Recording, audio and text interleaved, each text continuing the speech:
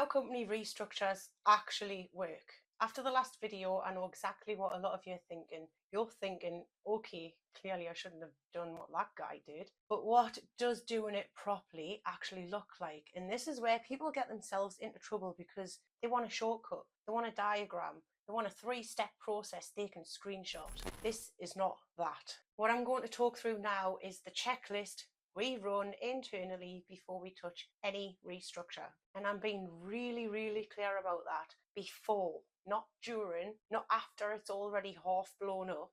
And just to say this early, because people always ask, this is not a how-to. If you try to follow this and do this yourself, you will still miss things. You'll fuck it up entirely. The point of this is to show you how much that actually is to think about, so you stop assuming restructuring is just add a holding company and crack on. Also, quick one before we get into it, if you're still watching at this point and you run companies, subscribe. 83% of people watching these videos aren't subscribed, which is mad because this channel is basically a running commentary on what goes wrong after people rush. Right, so let's get into it, because this is where people think they understand it and they don't. When people hear restructure, they picture company's house, they picture forms, they picture boxes and then arrows. That's already the wrong starting point. The first thing we actually look at is why this structure needs to exist at all. And I don't mean what's the tax saving, I mean if I asked you to justify this to someone hostile, could you do it without panicking? Because that's the real test. Banks are hostile, HMRC are hostile, buyers are hostile, investors are hostile. Everyone assumes you're either incompetent or trying it on until you prove otherwise. So when someone says to me, I want a holding company, my first response isn't fine, it's why. And the answers people give are usually awful. I saw a video, my mate's got one, my accountant said it's standard. None of those are reasons, they're excuses. A real reason sounds boring. It sounds like we've got one company that takes on contractual risk and one that just owns assets, or we're planning an exit and don't want to sell the trading company directly, or we want to separate day-to-day trading from long-term value. Those are boring answers. That's how you know they're real. If your reason for restructuring sounds exciting, you're probably about to fuck it up. Once we've got the reason, we look at the current position. And this is where people get defensive because nobody likes having their mess pointed out. But I've never once seen a multi-company set up that's actually clean. Never. There's always something. Money moving between companies because it was easier. Personal expenses going through whichever account had cash. Loans that were meant to be temporary and are now 2 years old. Directors who don't actually know which company owns what. And here's the key thing. Banks and HMRC will find that stuff faster than you think. So before we even talk about where you're going, we map what exists now in painful detail. Not because we enjoy it, because if you don't understand the starting point, you will design an end structure that doesn't work in reality. This is where DIY plans fall apart.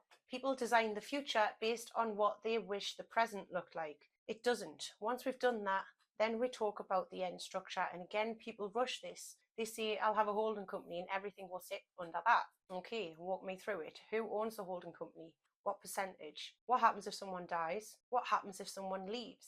What happens to profits? What never moves? Silence. This is the bit people don't want to spend time on because it feels abstract, but this is where everything either works or doesn't. If you can't explain your end structure to someone who knows nothing about your business in under 2 minutes, you don't understand it well enough to build it. Now let's talk about HMRC clearance, because this is where people either glaze over or start blagging it. Clearance has to be done. It isn't there to make your life difficult. It's there so HMRC can say, yes, we agree, this does what you say it does. And if you're relying on reliefs, and you almost always are in a proper restructure, clearance is the thing that gives you certainty. Without it, you're just guessing. And here's the bit people miss. Banks assume certainty. They assume someone competent has checked this. So when they see a restructure and the paperwork doesn't stack up, or the story doesn't quite make sense, they don't think, oh well, they think, what the fuck else is wrong? That's when reviews start. And reviews don't happen with a phone call. they happen quietly. Patterns change, money starts moving differently, new entities appear. Someone in a risk team looks at it and goes, why is this changed? And once that question is asked, you are already behind, which brings us to the bank lens. This is the most misunderstood part of all of this. Banks are not interested in tax efficiency. They are interested in whether your setup makes sense from a control and behavior perspective. So we literally ask, if we were the bank, what would worry us? Same person controlling everything, money moving sideways, no clear reason why, structure changing faster than the business itself. Those are all things banks hate. They like boring, they like obvious, they like things that don't require explanation. If you have to send a long email to explain your structure, it's already a problem. Now, sequencing. This is the killer. Even people who know what they're doing get impatient here. They want to see progress, so they do something, anything. They set up the holding company, they open accounts, they start acting like a group. But control hasn't changed yet. Clearance hasn't happened yet. Ownership hasn't moved yet. So now the behavior doesn't match the structure. And that mismatch is what triggers attention. Structure first, then behavior, then money. Always. If you do it the other way around, you create noise. And noise is what gets you looked at. Now, if you're watching this and thinking, I've already done half of this, here's the important bit. Don't panic. But also, don't start fixing things randomly. This is where people make it worse. They start changing shareholders without clearance. They move money again.